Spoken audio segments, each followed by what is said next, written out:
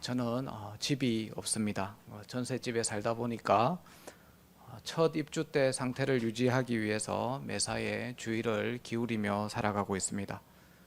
벽지가 더러워지지 않게 조심하고 또 바닥에 상처가 나지 않도록 애쓰고 심지어 못 하나 박을 때도 집주인에게 전화를 해서 허락하에 받고 살아갑니다. 반면에 어떤 세입자는 그런 걸 전혀 신경 쓰지 않고 살아가는 사람들도 있습니다. 벽에 낙서하고 바닥에 상처가 나도 개의치 않고 곳곳에 목구멍이 아니라 큰 구멍을 뚫고 집을 엉망진창으로 만드는 사람들도 있습니다. 임대 기간이 만료가 되어서 이사 나가는 날 집주인이 집 상태를 확인할 때 흥미로운 일이 일어납니다. 깨끗하게 살던 세입자가 나갈 때는 작은 목구멍 하나, 그리고 사소한 얼룩 하나, 그리고 바닥에 미세한 흠집까지 세세하게 계산해서 수리비를 청구합니다. 여기 목구멍이 있네요. 이 얼룩 이건 뭐죠? 그리고 여기 끓긴 자국 이거 어떻게 하다가 생긴 겁니까? 하면서 거의 돋보기로 보듯이 살펴봅니다. 반면에 엄청 더럽게 살던 세입자가 나갈 때는 이 작은 목구멍 하나는 그냥 못 본 채 하고 넘어갑니다. 벽지가 찢어져 있고 그리고 바닥이 끓여져 있고 곳곳에 구멍이 뚫려 있어도 뭐 이 정도야 하면서 넘어갑니다. 왜일까요? 더 큰 것이 눈에 들어오기 때문입니다. 작은 것은 보이지 않기 때문입니다. 깨끗할수록 작은 흠이 더욱더 잘 보이게 됩니다. 흰 종이 위에 점 하나가 찍혀 있으면 그것만큼 선명하게 잘 보이는 것이 없습니다. 그러니까 거룩할수록 완전할수록 작은 결함도 크게 보인다는 것입니다. 오늘 본문에 이 원리가 우리 예수님에게 그대로 적용이 되었습니다. 흠이 없는 예수님에게 사람들은 없는 흠까지 만들어냅니다. 완전하신 분이기 때문에 오히려 사람들은 정말 까다로운 잣대로 예수님을 재판하려고 듭니다. 그래서 완전하신 우리 예수님은 부당하신 대우를 당하게 됩니다. 이런 부당한 대우는 십자가의 관문입니다. 이 관문은 피할 수 없으며 십자가를 따른다고 하는 우리들도 반드시 통과하게 되는 관문이라는 것입니다.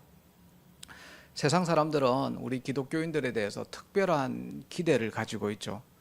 그동안 기독교가 선한 영향력을 많이 펼쳤기 때문에 그것을 인정하는 것이라고 볼 수 있습니다. 한 예로 기독교인이 술을 마시거나 담배를 피면 사람들은 핀잔을 줍니다. 그래도 집사가 이러면서 술 먹고 담배 피는 집사를 나무랍니다. 또 기독교인이 화를 내면 어떻게 합니까? 장로가 그럽니까? 권사가 그럽니까? 이렇게 말을 하죠. 일반 사람들은 기독교인들에게는 훨씬 높은 도덕적인 기준을 요구하고 있습니다. 마치 기독교인들은 완전해야 되고 실수하면 안 되고 언제나 성인군자처럼 살아야 한다는 생각을 가지고 있는 것 같습니다. 그런데 정작 그렇게 말하는 그들은 어떻습니까? 기독교인들에게 말하는 그 기준을 자신들에게 들이댑니까? 전혀 그렇지 않죠. 오히려 그들은 더 거칠게 말하고 더 쉽게 화를 내고 더 부정직하게 살아가면서 기독교인들에게는 높은 기준을 적용하는 것이 당연한 것처럼 여깁니다. 저는 세상에 이런 잣대가 정당하지 않다고 생각합니다. 부당하다고 생각합니다. 그런데요, 이런 대우는, 이런 부당한 대우는 예수님 때문에 비롯되었습니다. 예수님이 부당한 대우를 당할 때 억울함을 표현하지 않으셨기 때문입니다. 오히려 예수님은 그 부당함을 수용하시고 당당하게 십자가의 관문을 통과하셨기 때문입니다. 그래서 우리가 부당한 대우를 받고 살아가는 것입니다. 그래서 오늘은 부당한 대우를 받으신 우리 예수님의 모습을 살펴보고 또 우리에게 주어지는 그런 부당한 대우를 어떻게 대처하면 좋을지에 대해서 한번 말씀을 살펴보고자 합니다. 오늘 본문은 겟세마네 기도 이후의 본문입니다. 예수님은 겟세마네 동산에서 늦은 밤 시간까지 기도하셨습니다. 기도를 마친 시간이 대략 한 밤 12시쯤 되었을 겁니다. 본문 41절, 42절을 보십시오. 겟세마네 동산에서 예수님께서 세 번째 기도를 마친 그 시간, 그 늦은 시간에 예수님을 파는 자들이 찾아옵니다. 이 장면은 시편 41편 9절의 성취였습니다. 다윗이 자신의 경험을 통해 노래한 이 시편이 수백 년 뒤에 예수님께 그대로 적용되었습니다. 여기서 내가 신뢰하여 내 떡을 나눠 먹던 나의 가까운 친구는 가룟 유다입니다. 가룟 유다는 예수님께 발 뒤꿈치를 들었습니다. 대제사장과 서기관들과 장로들에게서 파송된 무리를 이끌고 예수님을 잡으러 옵니다. 그들은 예수님을 부당하게 대우합니다. 예수님을 어떻게 부당하게 대우했는지 하나씩 살펴보겠습니다. 먼저 예수님은 그들로부터 법의 보호를 받지 못하는 부당한 대우를 당하셨습니다. 어떤 점에서 부당한 대우를 받으셨을까요? 어떤 점에서 법의 보호를 받지 못하셨을까요? 그들이 밤에 찾아왔다는 점입니다. 평소 예수님은 낮 시간에 당당하게 가르치셨습니다. 공식적으로 그리고 공개적으로 활동을 하셨습니다. 많은 사람이 모이는 성전에서 가르치셨고 또 회당에서 말씀을 가르치시고 길거리에서도 설교를 하셨습니다. 산에서도 그리고 바닷가에서도 사람들이 모이는 곳이면 어디서든지 하나님의 말씀을 선포하셨습니다. 이렇게 예수님을 말씀을 선포하셨을 때 누가 잡으러 온다고 도망 다니지 않으셨습니다. 그런 적이 없습니다. 언제나 공개적으로 그리고 당당하게 사역하셨습니다. 만약에 예수님의 가르침에 문제가 있다면, 거짓 가르침이 있다면 그때그때 반박하고 징계를 하면 되었을 겁니다. 그러나 그들은 그렇게 하지 않았습니다. 왜냐하면 예수님에게는 책잡을 것이 전혀 없었기 때문입니다. 그래서 그들이 사용한 방법이 밤에 예수님을 잡으러 온 것입니다. 밤에 예수님을 잡으러 온 것이 왜 부당한 것일까요? 이걸 알기 위해서는 유대인의 법에 대해서 알 필요가 있습니다.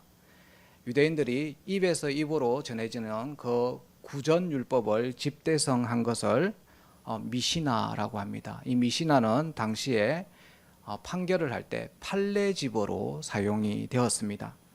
미시나에 보면 밤에는 재판을 할 수 없도록 규정이 되어 있습니다.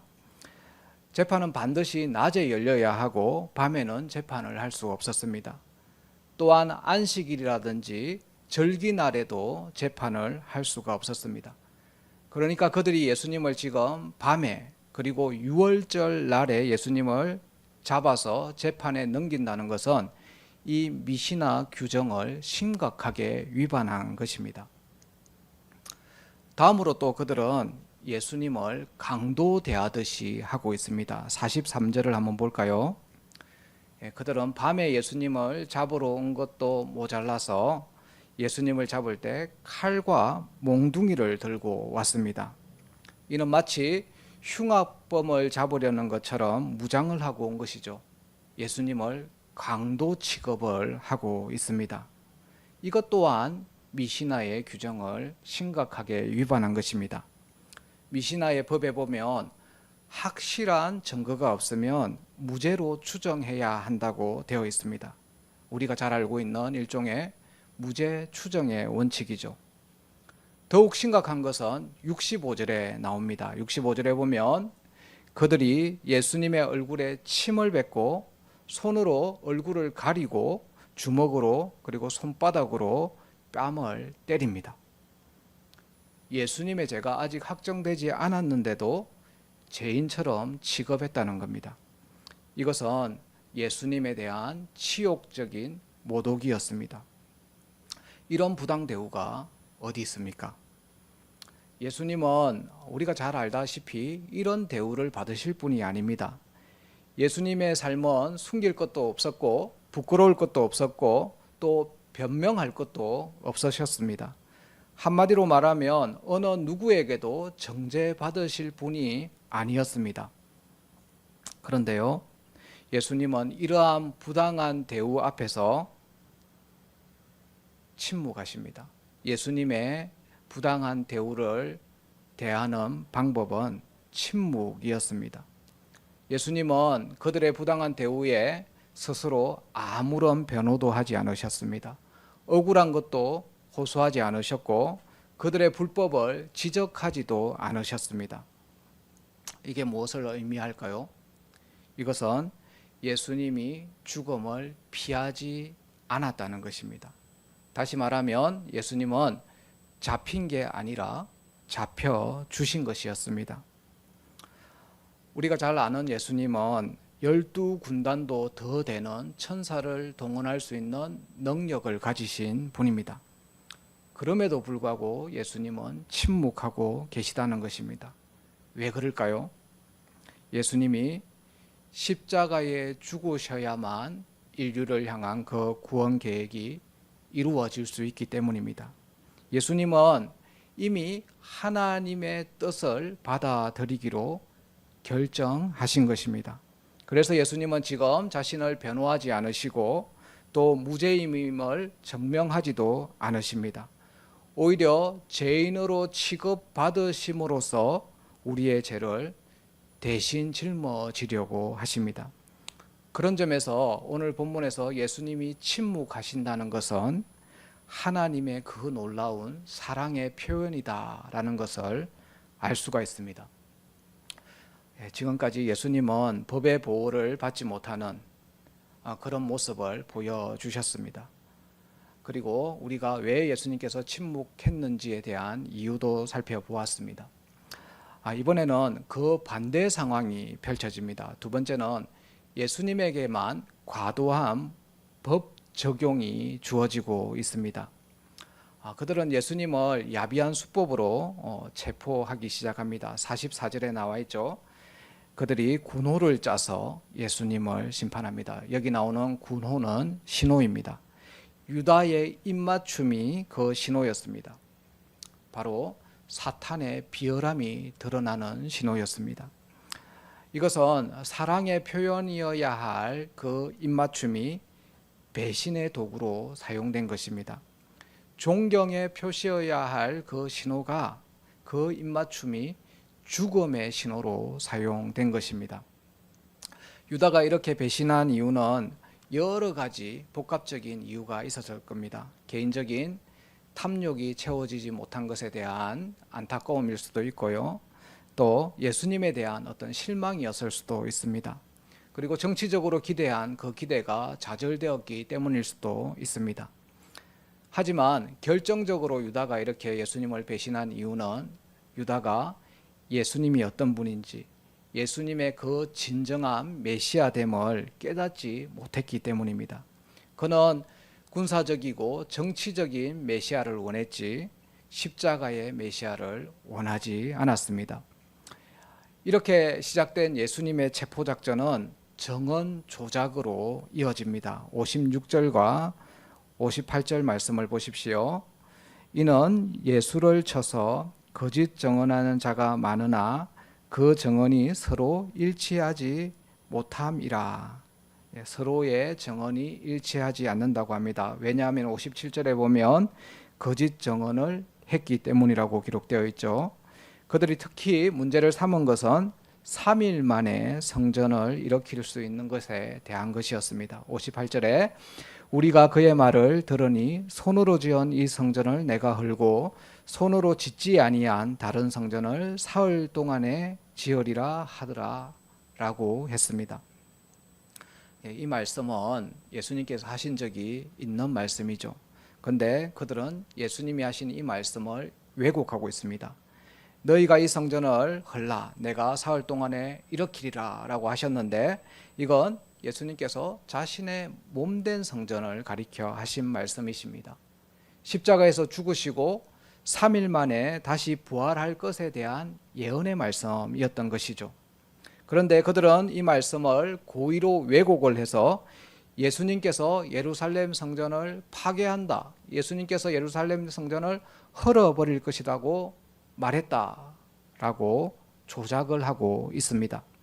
그래서 그들은 예수님을 성전 파괴범, 성전 모독죄로 몰아갑니다. 하지만 그나마 다른 정언들과 이게 일치하지 못했다고 합니다.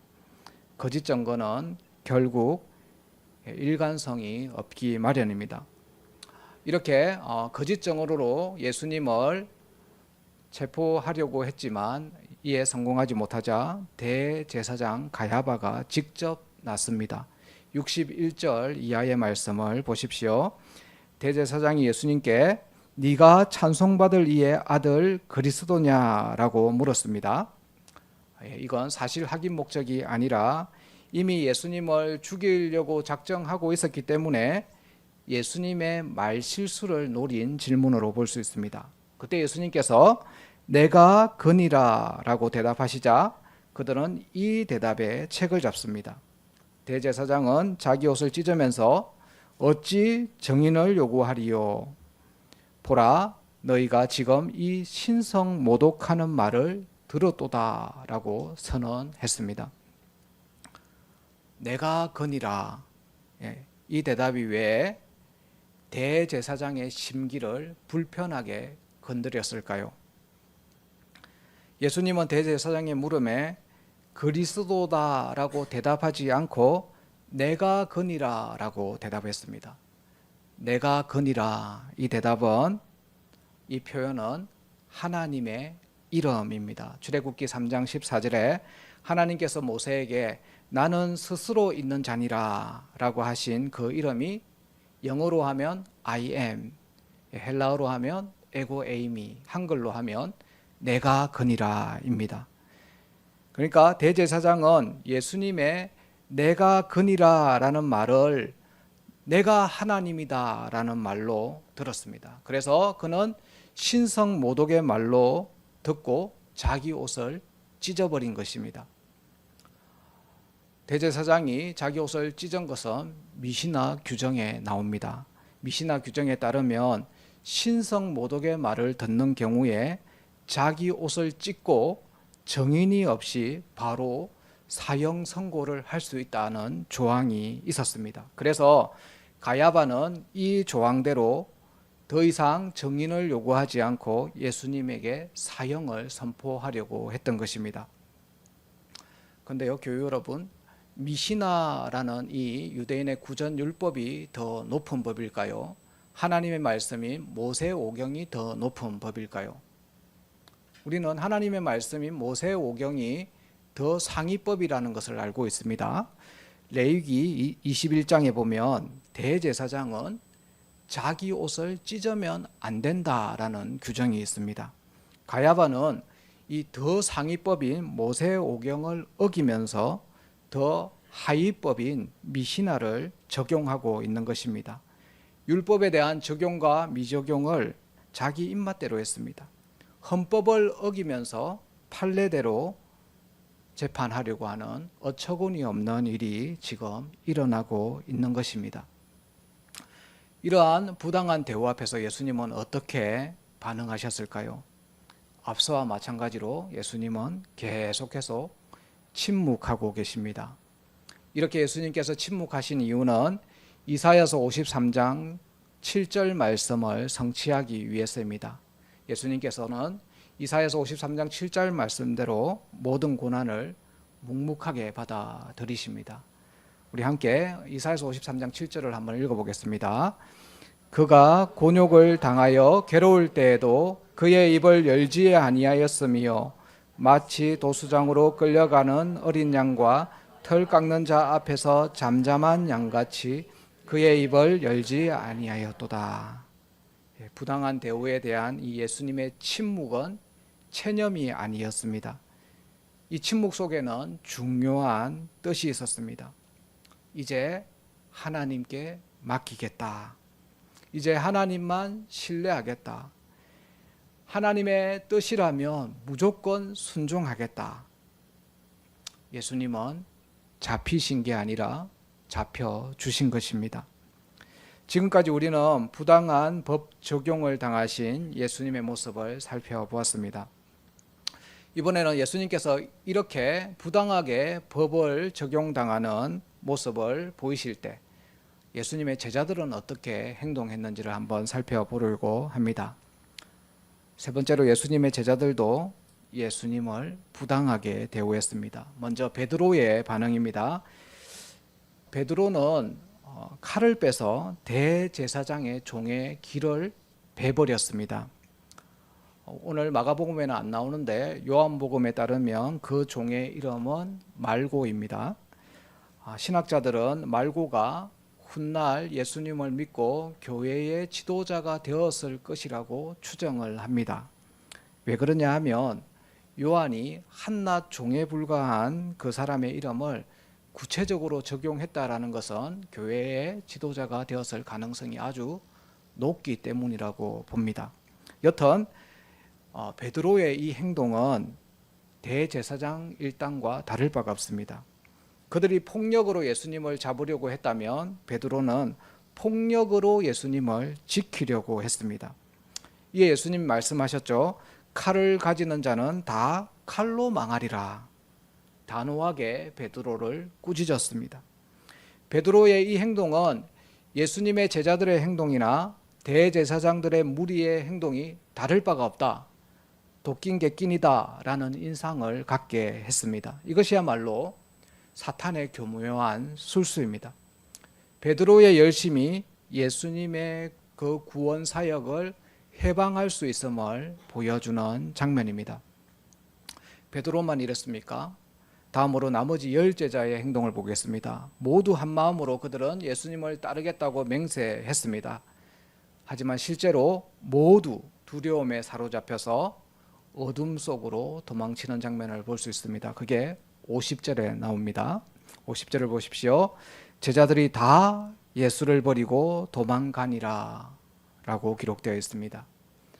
자신들의 목숨이 위협당하는 것을 본능적으로 느끼자마자 회피하고 있는 것을 볼 수 있습니다. 마지막으로 예수님의 제자가 아닌데 어떤 한 청년이 또 등장합니다. 51절, 52절에 나오죠. 이 기록은 사복음서 중에서 마가복음에만 유일하게 기록되어 있는 장면입니다. 이 부분에 대해서 또 많은 신학자들은 이 청년이 마가복음을 기록한 마가 자신일 것이라고 추정을 합니다. 왜냐하면 너무 부끄러운 일이라서 자기 이름을 밝히지 못하고 그냥 한 청년이다라고 기록하지 않았을까 이렇게 추측하는 것입니다. 여튼 이 청년도 배 호디볼 하나만 두른 채 예수님을 따라갔다가 군중이 다가오자 호디볼을 벗어버리고 벌거벗은 채로 도망쳤습니다. 이 청년의 충정은 진실되었으나 위험 앞에서는 자신의 그 부끄러움과 위험을 막기 위해서 모든 것을 버리고 도망갔습니다. 이처럼 우리가 방금 살펴본 세 무리들, 베드로는 무식하게 돌진을 했고 제자들은 두려움 속에서 숨어버렸고 또 한 청년은 첫 그 결단을 버리고 두려움 속에서 예수님을 떠났습니다. 모두가 예수님을 부당하게 대우했습니다. 그러나 이런 부당한 대우를 받으신 예수님의 모습은 전혀 다릅니다. 밤중에 체포된 것이나 또 그들에게서 받은 그 거짓 증언이라든지 제자들의 배신 앞에서 끝까지 침묵하셨고 자기 변호를 하지 않으셨습니다. 이건 단순한 체념이 아니라 하나님 앞에 모든 것을 맡기고 순종하겠다라는 순종의 표현이었습니다. 왜 예수님은 그들과는 다른 행동을 하실까요? 그 결정적인 이유가 오늘 본문 62절에 나옵니다. 62절에 보면 내가 거니라 라고 대답한 다음의 내용입니다. 예수님은 인자가 권능자의 우편에 앉은 것과 하늘 구름을 타고 오는 것을 너희가 보리라 라고 하셨습니다. 앞서 대제사장이 네가 그리스도냐라고 물었는데 예수님은 지금 내가 그리스도다라고 말하지 않고 인자다라고 대답하십니다. 여기 나오는 이 인자는 우리가 잘 알고 있는 다니엘서 7장에 나오는 인자인데 하나님 앞에 우주적인 왕권을 받으러 가는 그 인자를 의미합니다.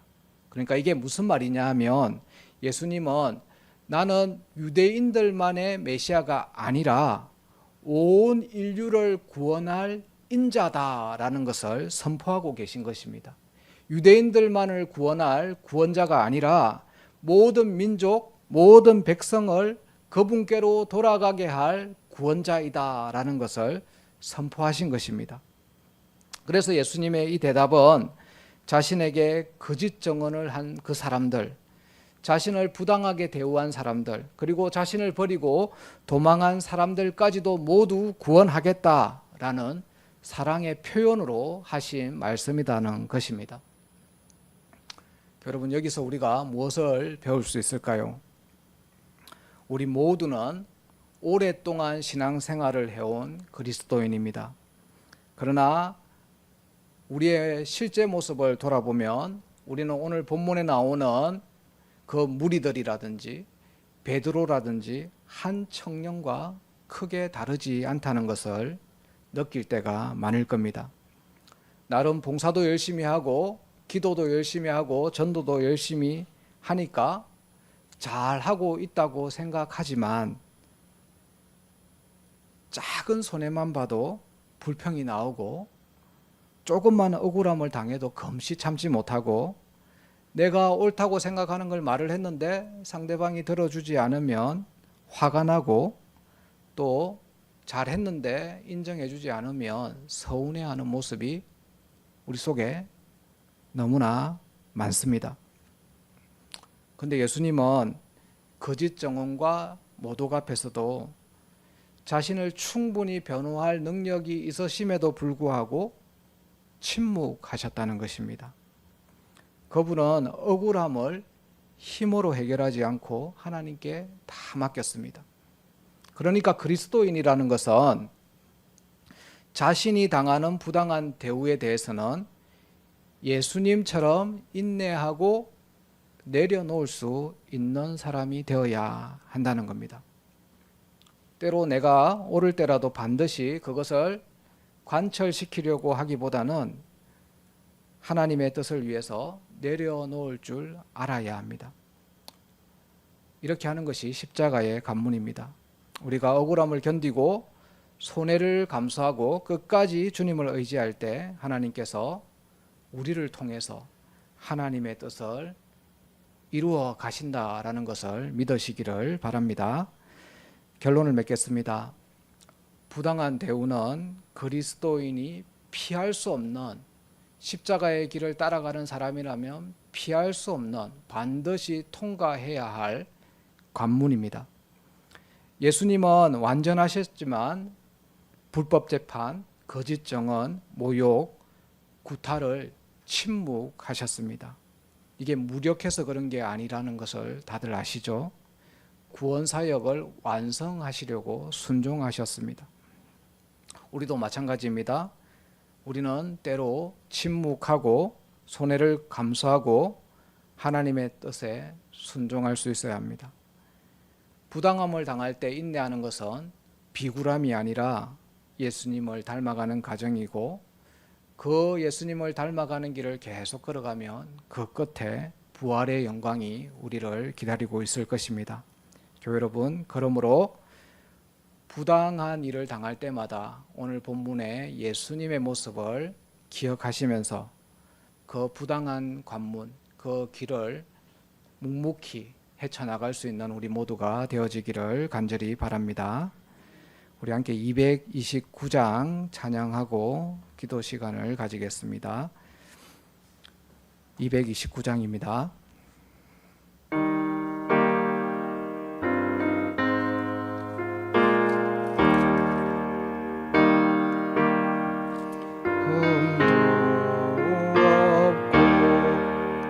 거룩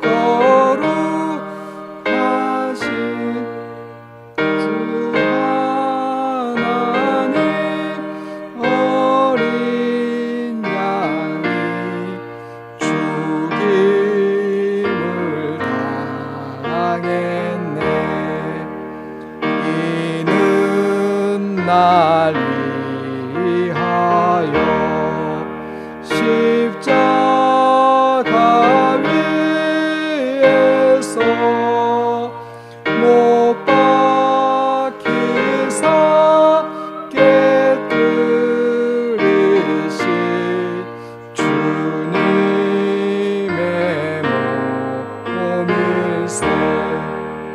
이는 날 위하여